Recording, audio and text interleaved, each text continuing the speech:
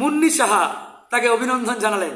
তার মানে বুঝেন কোন ফ্যাক্টরির প্রোডাক্ট এই চঞ্চল চৌধুরী শেখ হাসিনার সফর সঙ্গী হয়ে গান শোনায়, সাদা সাদা কালা কালা, বুঝছেন তো?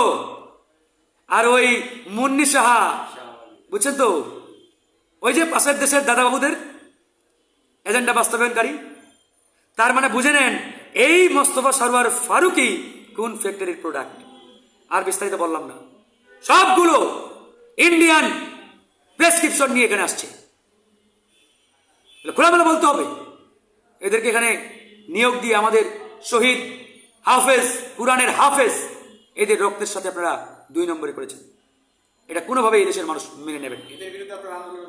অবশ্যই আমরা বলেছি, আমরা একটা সময় দিয়েছি, অতি দ্রুত এই ফ্যাসিবাদের দোসরদের উপদেষ্টা পরিষদ থেকে বহিষ্কার না করলে আমরা অবশ্যই আন্দোলন নামবো।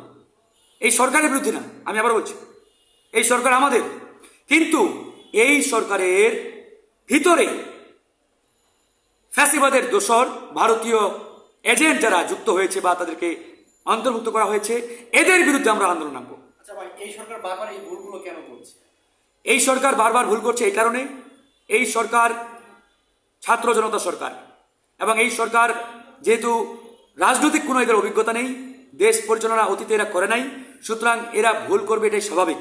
কিন্তু এই সরকারের চতুর্দিকে যারা আছে তারাই মূল খলনায়ক, এরাই এই কাজগুলো এদেরকে ব্যবহার করে করছে। যেমন ডক্টর মোহাম্মদ ইউনূস, তিনি একজন গ্লোবাল ব্যক্তিত্ব, আন্তর্জাতিক ব্যক্তি, সে তো দেশ চালায় নাই কখনো, তার ইমেজ ফ্লেভার আমাদের দরকার, এবং প্রধান চেয়ারে তাকেই দরকার আমাদের, কিন্তু তার মাথায় লবণ রেখে ওই 2-1 উপদেষ্টা বড়ই খাচ্ছে।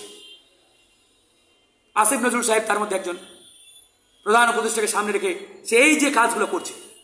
এই ফারুকী কার রেফারেন্স এখানে আসছে? আসিফ নজরুলের রেফারেন্স। এভাবেই তারা এই সরকারকেও একটা বিতর্কিত অবস্থার মুখে ফেলছে। আমরা হতে দেবো না ইনশাল্লাহ, এরা চেষ্টা করছে কিন্তু আমরা হতে দেবো না। আমরা এই জন্য তাদেরকে বারবার অ্যাওয়ার করতেছি, ইনশাল্লাহ আমরা সফল হব।